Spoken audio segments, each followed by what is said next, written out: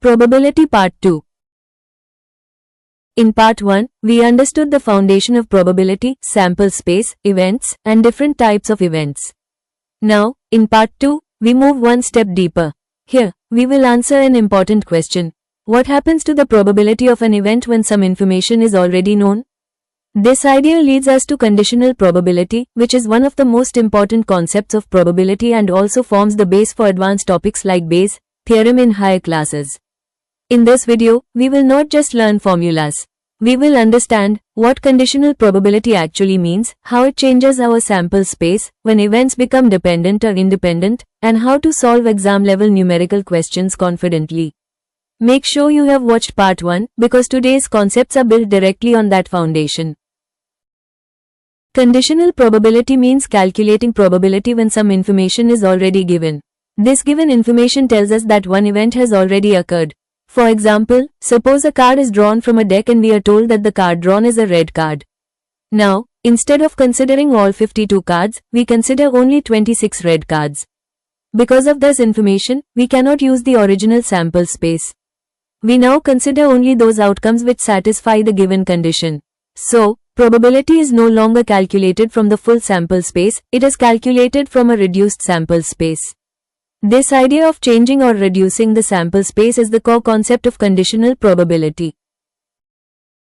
Probability is a numerical measure of the chance that an event will occur. When an experiment has a fixed number of outcomes and each outcome has the same chance of occurring, we say that the outcomes are equally likely. Out of all these possible outcomes, the event occurs only in some specific outcomes. These are called favorable outcomes. So, probability is defined as the ratio of the number of favorable outcomes to the total number of equally likely outcomes in the sample space. That is why the probability of an event A is written as favorable outcomes divided by total equally likely outcomes. This definition forms the base of the entire probability chapter. Now, to clearly understand how this formula is used, let us solve some examples to clarify the concept of classical probability. Example 1. A coin is tossed once. Find the probability of getting a head. When a coin is tossed once, the sample space is H and T. There are two equally likely outcomes. The favorable outcome for getting a head is only H, so the probability of getting a head is 1 by 2. Example 2. A die is thrown once. Find the probability of getting a number divisible by 3. When a die is thrown once, the sample space consists of the numbers 1 to 6. All outcomes are equally likely. Numbers divisible by 3 are 3 and 6. So, there are two favorable outcomes out of 6. Hence, the required probability is 2 by 6, which is equal to 1 by 3. Example 3. A card is drawn from a deck of 52 playing cards. Find the probability of getting a red card. In a deck of 52 playing cards, there are 26 red cards. Here, total equally likely outcomes are 52 and favorable outcomes are 26. So, the probability of drawing a red card is 26 by 52, which is equal to 1 by 2. Now, it is very important to understand one thing. The classical probability formula cannot be applied in every situation. This formula can be used only when the total number of possible outcomes is finite and all outcomes are equally likely to occur. Examples like tossing a coin, throwing a die, or drawing a card from a deck satisfy these conditions because every outcome has the same chance. If the outcomes are not equally likely, then the classical probability formula is not applicable. Till now, we used the classical probability formula assuming that all outcomes are possible and equally likely. But in many situations, we are given additional information. Because of this information, all outcomes are no longer possible. Only a part of the original sample space remains relevant. So, the original sample space changes or gets reduced. In such cases, applying the classical probability formula directly can give wrong results. To handle these situations, we need a new concept called conditional probability. Conditional probability is the probability of an event A when we already know that another event B has occurred. Since event B has already occurred, we restrict our attention only to the outcomes of event B now. From these outcomes, we count only those outcomes which also belong to event A. That is why conditional probability depends on the outcomes that are common to both A and B. Conditional probability is denoted by PA/B, which is read as probability of a given B. Now let's understand the basic formula of conditional probability. So, when event B has already occurred, the sample space is no longer the original sample space. The new sample space becomes event B itself. Now, within this reduced sample space, the event A will occur only in those outcomes which are common to both A and B. These common outcomes form the event A intersection B. So, conditional probability is defined as the ratio of the probability of outcomes common to A and B to the probability of event B. That is why the formula of conditional probability is PA by B is equal to PA intersection B divided by PB, where PB is not equal to 0. This formula is a direct result of the change in the sample space. Conditional probability. Example 1. A card is drawn at random from a deck of 52 playing cards. Find the probability that the card drawn is a king, given that the card drawn is a face card. Solution. Let event A be the event that the card drawn is a king. Let event B be the event that the card drawn is a face card. First, note that face cards are Jack, Queen and King. So, there are 12 face cards in a deck of 52 cards. That means, the probability of event B is 12 by 52. Now, the event A intersection B means, the card is both a king and a face card. Since, all kings are face cards, there are 4 such cards. So, PA intersection B is equal to 4 by 52. Using the conditional probability formula, PA/B is equal to 4 by 52 divided by 12 by 52, which is equal to 1 by 3. So, the required probability is 1 by 3. Example 2. A die is thrown once. Find the probability of getting an even number, given that the number obtained is greater than 3. Solution. Let event A be the event that an even number is obtained. So, A is equal to 2, 4 and 6. Let event B be the event that the number obtained is greater than 3. So, B is equal to 4, 5 and 6. That means, the probability of event B is, PB is equal to 3 by 6. The event A intersection B consists of numbers, which are both even and greater than 3. So, A interaction B is 4 and 6. Hence, PA intersection B is equal to 2 by 6. Using the conditional probability formula, PA/B is equal to 2 by 6 divided by 3 by 6, which is equal to 2 by 3. So, the required probability is 2 by 3. Conditional probability. Example 3. A box contains 5 red balls and 3 white balls. One ball is drawn at random. Find the probability that the ball drawn is red, given that the ball drawn is not white. Let event A be the event that the ball drawn is red. Let event B be the event that the ball drawn is not white. First, note that the total number of balls is 8. Now, event B means the ball is not white. So, the favorable outcomes for event B are only the red balls. Hence, PB is equal to 5 by 8. Next, the event A intersection B means the ball is red and not white. Since all red balls are not white, this event also has 5 favorable outcomes.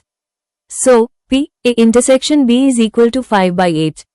Now, using the conditional probability formula, PA/B is equal to 5 by 8 divided by 5 by 8.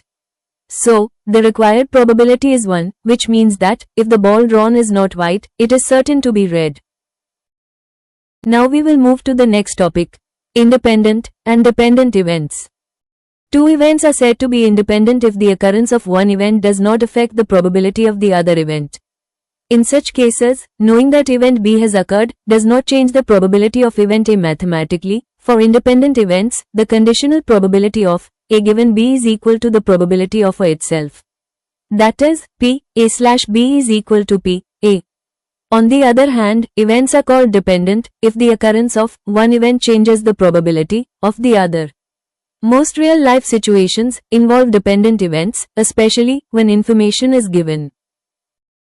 Before solving further questions, let us understand one very important rule called the multiplication rule of probability. This rule is used when we want to find the probability that two events occur together. If the events are independent, we simply multiply their individual probabilities. But, if the events are dependent, the probability of the second event depends on the first one. That is why we multiply the probability of the first event with the conditional probability of the second. Independent and dependent events. Examples. Example 1. A card is drawn from a well-shuffled deck and replaced. Then, another card is drawn. Let's find the probability that both cards are kings. Solution. Since the first card is replaced, the second draw is not affected by the first draw. So, the two events are independent. Probability of drawing a king in one draw is P1 is equal to 4 by 52. Similarly, probability of drawing a king in second draw is also 4 by 52. Using the multiplication rule for independent events, we will get probability for both kings is equal to 4 by 52 into 4 by 52, that is equal to 1 by 169. Example 2. A box contains 4 red and 6 blue balls. Two balls are drawn, one after the other, without replacement. Find the probability that both balls are red. Solution. Here, total balls in the box are 4 plus 6 equals to 10. Now, probability of drawing a red ball in the first draw is 4 by 10. Since the ball is not replaced, the second probability changes. Now, red balls left equals 3, total balls left equals 9. So, probability of red ball in second draw is 3 by 9. Using multiplication rule for dependent events, we will get P is equal to 4 by 10 into 3 by 9, that is equal to 2 by 15. These practice questions are intentionally different in nature. They test your understanding of conditional probability with numbers, probability based on given information, and real-life application-based problems. Solve them carefully and focus on identifying events and applying the correct formula. Solution 1. Given that the number is odd, so our new sample space becomes odd numbers from 1 to 500, which are 250 in total. Now, the favorable outcomes are odd prime numbers, which are 95. So, the required conditional probability is 95 by 250 equals to 19 by 50. Now, solution 2. 40% of students are girls, and among them, 25% wear spectacles. So, the probability of selecting a girl who wears spectacles is 40 by 100 into 25 by 100. That is 1 by 10. Next, solution 3. 60% of bulbs come from factory A and 5% of them are defective, that means 5% of 60%, which is equal to 3 by 100. Similarly, 40% come from factory B and 10% of them are defective, implies that 10% of 40%, which is equal to 4 by 100. So, total defective probability is 3 plus 4 divided by 100. That is 7 by 100. In this part, we focused on the core ideas of probability. We understood the concept of conditional probability and learned how to calculate it using its formula. We also studied independent and dependent events and saw how probabilities change when events are related. Finally, we applied the multiplication rule of probability to solve numerical problems based on real situations. With this, the foundation of probability becomes much stronger. This brings us to the end of probability, part 2. In the next part, we will introduce one of the most powerful ideas in probability called Bayes' theorem. You will also learn important terms like prior probability, posterior probability, and likelihood, which are widely used in exams, as well as real-life applications. We will then move towards advanced conditional probability and probability distributions, covering the complete Class 11 and Class 12 syllabus. If you are finding these videos helpful, do like, share, and subscribe to the channel, so you don't miss the upcoming parts. See you in the next video.